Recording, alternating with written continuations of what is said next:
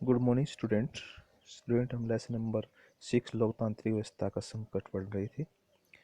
आज हम आपातकाल के संदर्भ में विवाद क्या रहा, आपातकाल क्यों ज़रूरी था, इसके बारे में पढ़ेंगे। तो मैं आशा करता हूँ ध्यानपूर्वक सुनेंगे। देखिए, आपातकाल की घोषणा की जरूरत को लेकर विभिन्न दृष्टिकोण थे। सरकार ने संविधान प्रदत्त अधिकारों का इस्तेमाल करके व्यवहारिक तौर पर लोकतांत्रिक कामकाज को ठप कर दिया था। आपातकाल के बाद शाह आयोग ने अपनी जांच में पाया कि इस अवधि में बहुत सारी अति हुई अर्थात नुकसान हुआ। तो आपातकाल के संदर्भ में विवाद जो है बहुत ज़्यादा जो अहम रोल जिसने अदा किया, जो राजनीतिक दल थे वो सारे सरकार के विरुद्ध हो गए। तो आपातकाल भारतीय राजनीति का सर्वाधिक विवादास्पद प्रकरण है। इसका एक कारण है कि आपातकाल की घोषणा की जरूरत को लेकर विभिन्न दृष्टिकोण का होना। दूसरा कारण यह है कि सरकार ने संविधान प्रदत्त अधिकारों का इस्तेमाल करके व्यावहारिक तौर पर लोकतांत्रिक कामकाज को ठप कर दिया था। आपातकाल के बाद शाह आयोग ने अपनी जांच में पाया कि इस अवधि में बहुत सारी जो है परेशानियां हुई। इसके अतिरिक्त भारत में लोकतंत्र पर अमल के लिहाज से आपातकाल से क्या क्या सबक सीखे जा सकते हैं, इस पर अलग अलग राय मिलती है।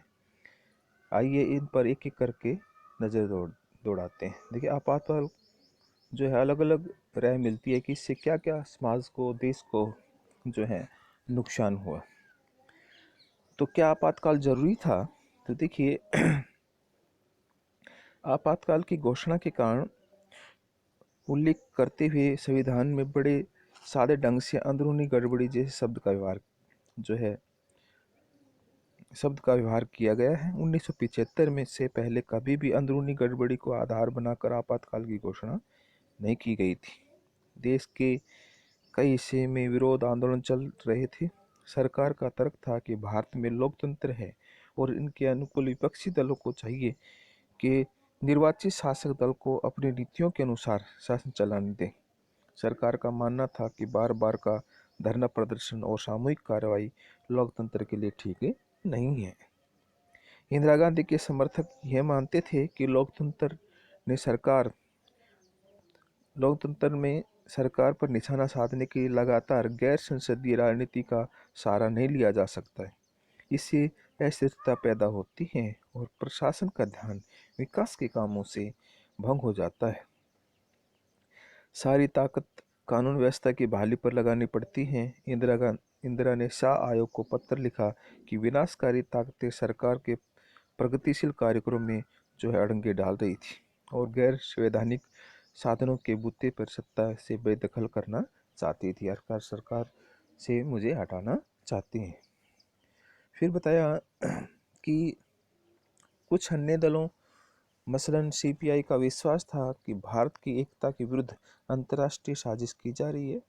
सीपीआई का मानना था कि ऐसी सूरत विरोध पर एक हद तक प्रतिबंध लगाना उचित है। सीपीआई का मानना था कि जेपी ने जिस आंदोलन की अगुवाई की वह मुख्यतः मध्य वर्ग का आंदोलन था और यह मध्य वर्ग कांग्रेस की प्रवर्तनकारी नीतियों के विरोध में था। आपातकाल के बाद सीपीआई ने महसूस किया, सीपीआई बेटा एक पार्टी थी, उनका मूल्यांकन गलत था और आपातकाल का समर्थन करना एक गलती थी। जेपी सहित विपक्ष के अन्य नेताओं का ख्याल था कि लोकतंत्र में लोगों को सार्वजनिक तौर पर सरकार के विरोध का अधिकार होना चाहिए। बिहार और गुजरात में चले विरोध आंदोलन ज़्यादातर समय अहिंसक और शांतिपूर्ण रहे। जिन लोगों को गिरफ्तार किया गया था उन पर कभी भी राष्ट्र विरोधी गतिविधियों में लिप्त रहने का मुकदमा नहीं चला। लोकतांत्रिक कार्यप्रणाली को ठप करके आपातकाल लागू करने जैसे अत्याचारी कदम उठाने की जरूरत कतई नहीं थी। आपातकाल लागू करना संवैधानिक प्रावधान का दुरुपयोग करना था। तो लोकतंत्र इंदिरा गांधी ने 26 जून 1975 को आकाशवाणी में राष्ट्र को संबोधित करते हुए कहा कि लोकतंत्र के नाम पर खुद लोकतंत्र की राह रोकने की कोशिश की जा रही है। वैधानिक रूप से निर्वाचित सरकार को काम नहीं करने दिया जा रहा है। आंदोलन से माहौल सरगर्म है और इसके नतीजन हिंसक घटनाएं हो रही हैं। एक आदमी तो इस हद तक आगे बढ़ गया कि वह हमारी सेना को, विद्रोह और पुलिस को बगावत के लिए उकसा रहा है। विघटनकारी ताकतों का खुला खेल जारी है और सांप्रदायिकता उन्माद को हवा दी जा रही है, जिससे हमारी एकता पर खतरा मंडरा रहा है। अगर सचमुच कोई सरकार है तो वह कैसे हाथ बांध कर खड़ी रही और देश की स्थिरता को खतरे में पड़ता दिखती रहे। चंद लोगों की कारस्तानी से विशाल आबादी के अधिकारों को खतरा पहुंच रहा है। अब देखिए, कार्टूनिस्ट ने जो है कार्टून बनाया है। शाहजहां आयोग ने इंदिरा गांधी के टकराव भरे रवैये पर कार्टून इस तरह टिप्पणी की कि यह कार्टून शाह की जांच आयोग की रिपोर्ट जारी होने के बाद बनाया गया। अब देखिए, आपातकाल की आलोचना तो हमने पहले ही इसके बारे में जो आपको करवा दी थी, जो करवा दिया था, लेकिन आगे और भी हम जो जानकारी आपको दे रहे हैं। देखिए, तुर्कमान गेट इलाके में विध्वंस दिल्ली। तो ये देखिए कैसे विध्वंस हुआ। सबसे पहले हम शाह आयोग के बारे में पढ़ेंगे। देखिए, शाह जांच आयोग 1973 की मई में सत्ता में आने के बाद जनता पार्टी की सरकार 1973 में जनता पार्टी की सरकार जो है वो आ गई थी। सरकार ने सर्वोच्च न्यायालय के भूतपूर्व मुख्य न्यायाधीश श्री जे.सी. शाह की अध्यक्षता में एक आयोग गठित किया गया। इस आयोग का गठन 25 जून 1975 के दिन घोषित आपातकाल के दौरान की गई कार्रवाई तथा सत्ता के दुरुपयोग, अत्याचार और कदाचार के विभिन्न आरोपों के विभिन्न पहलुओं की जांच के लिए किया गया था। आयोग के विभिन्न प्रकार के साक्ष्यों की जांच की और हजारों गांवों का बयान दर्ज किए गए। गांवों में इंदिरा गांधी भी शामिल थी। वे आयोग के सामने उपस्थित हुई, लेकिन उन्होंने आयोग के सवालों का जवाब देने से इनकार कर दिया। भारत सरकार ने आयोग द्वारा प्रस्तुत 2 अंतरिम रिपोर्टों और तीसरी तथा अंतिम रिपोर्टों की सिफारिश, परीक्षणों और निष्कर्षों को स्वीकार किया। यह रिपोर्ट संसद के दोनों सदनों में विचार के लिए रखी गई। अब देखिए, आपातकाल का प्रतिरोध।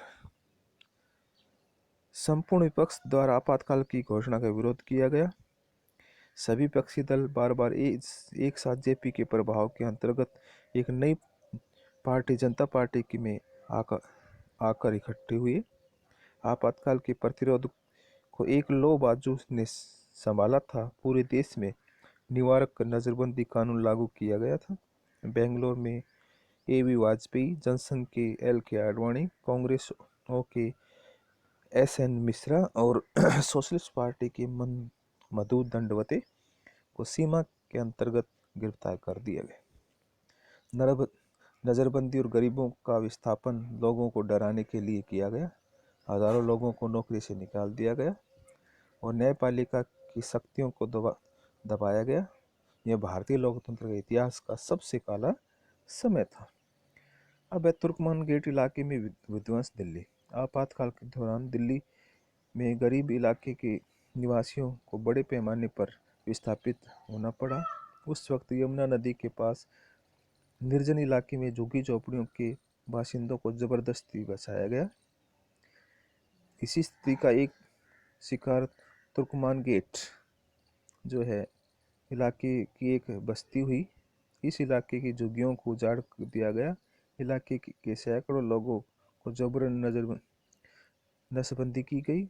बहरहाल अनेक लोग नसबंदी करवाने से इसलिए बच गए क्योंकि इन लोगों ने दूसरे को नसबंदी करवाने के लिए रजामंद कर लिया। ऐसे लोगों को बतौर इनाम जमीन के टुकड़ों का पर जो मालकिन दी गई। इस तरह कुछ लोग अगर सरकार द्वारा प्रायोजित प्रयासों के शिकार हुए, तो कुछ लोगों ने कानूनी जमीन हासिल करने के लिए लालच में दूसरों को बलि का बकरा बनाया और ऐसा करे खुद को विस्थापित होने से बचा लिया। अब देखिए, अपने माता पिता और परिवार, पास पड़ोस के अन्य बड़े बुजुर्गों से पूछिए कि 1975-77 के आपातकाल के दौरान उन पर क्या गुजरी थी। निम्नलिखित बिंदुओं पर नोट्स तैयार कीजिए। ऐसे लोगों के निजी अनुभव जिनका संबंध आपातकाल से हो, तो बेटे अपने आस पड़ोस में आपके दादा जो हैं, ताऊ जी दादाजी, उस जहाँ 1975-77 के आपातकाल जो के दौरान जो उनका जन्म हुए, अर्थात वो बड़े थे, तो उनके उनके इसके बारे में आप पूछ सकते हैं। वो आपको और अच्छी ढंग से वो आपको बता पाएंगे, क्योंकि उन्होंने तो आंखों देखा हाल देखा था। अब देखिए, कुछ अन्य दलों मसलन सीपीआई इसी आपातकाल के दौरान कांग्रेस को समर्थन देना जारी रखा था। तो विश्वास था कि भारत की एकता के विरुद्ध अंतर्राष्ट्रीय साजिश की जा रही थी। सीपीआई का मानना है कि ऐसी सूरत में विरोध पर एक हद तक प्रतिबंध लगाना उचित है। सीपीआई का मानना था कि जेपी ने जिस आंदोलन की अगुवाई की वह मुख्यतः मध्य वर्ग का आंदोलन था। दूसरी तरफ आपातकाल के आलोचकों का तर्क है कि आज़ादी के आंदोलन से लेकर लगातार भारत में जन आंदोलन का एक सिलसिला जारी रहा।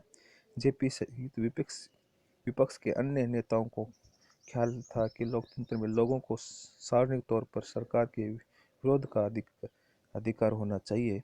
बिहार और गुजरात में चले विरोध आंदोलन ज़्यादा समय तक हिंसक और शांतिपूर्ण रहे। जिन लोगों ने जिस जिन लोगों को गिरफ्तार किया गया था उन पर कभी भी राष्ट्र विरोधी गतियों में लिप्त रहने का मुकदमा नहीं चला। तो स्टूडेंट, आज हम इतना ही करेंगे। कल आपातकाल के दौरान क्या क्या हुआ इसके बारे में पढ़ेंगे। तो मैं आशा करता हूँ ध्यानपूर्वक इसको आप सुनेंगे।